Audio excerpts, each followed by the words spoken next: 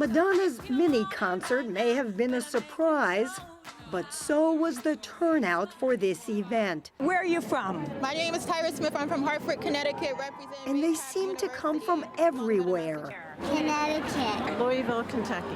I am from Detroit, Michigan. I'm from Northern California. Lake George, Colorado.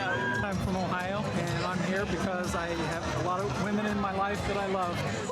And their reasons for being here had a common theme. And why are you here? I'm here for women's rights and because I have a daughter and I'm looking out for her future. We need to show America that love still trumps hate. It's time for us to really speak out about why we are so alarmed by our new president. Though this was not billed as an anti-Trump march, there was a point to the sea of pink hats. What are these hats called? These are called pussy hats. Yeah. And what do you think is the reason for them? It's because of what Donald Trump said about grabbing women without their consent, which is not okay. You look great. I wish you could see yourselves. It's like an ocean. And up on the stage, speakers like veteran women's rights activist Gloria Steinem, an honorary march co-chair, got right to the political point.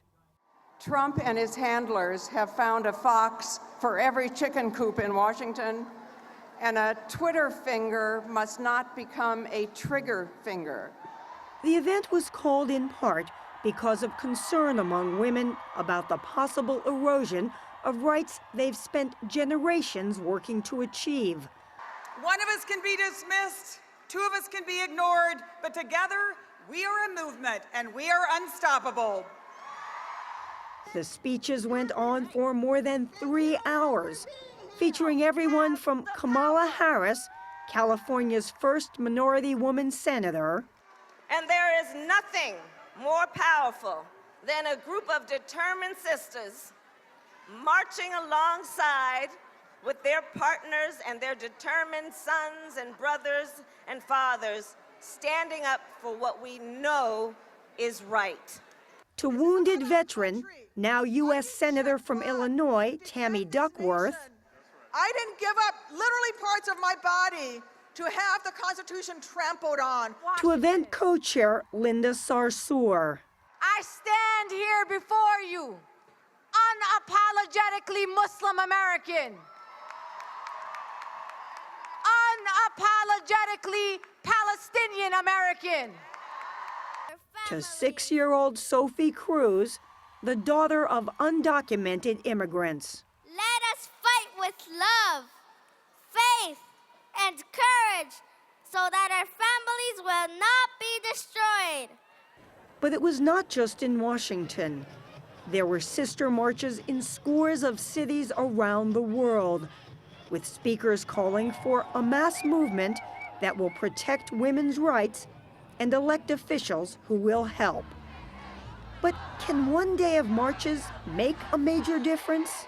Well, the marches of the 60s on civil rights led to the Civil Rights Act and the Voting Rights Act. The marches and protests in Vietnam also had an impact. Lyndon Johnson decided not to seek his party's presidential nomination for another term as a result of those marches.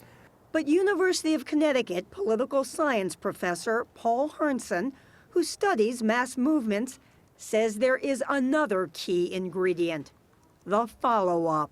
American politics is really about sustained interest and sustained pressure.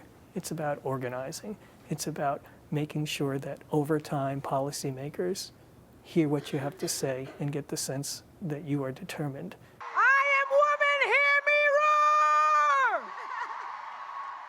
Speakers today vowed that this was only the beginning. It's about you going home after today and standing up and fighting in your communities. And though it was the stars that stole much of the spotlight, This girl is on fire. it will be the rank and file who determine whether this is a one-day flash in the pan. A day that included a chance for marchers to jeer at President Trump's motorcade as it sped into the White House.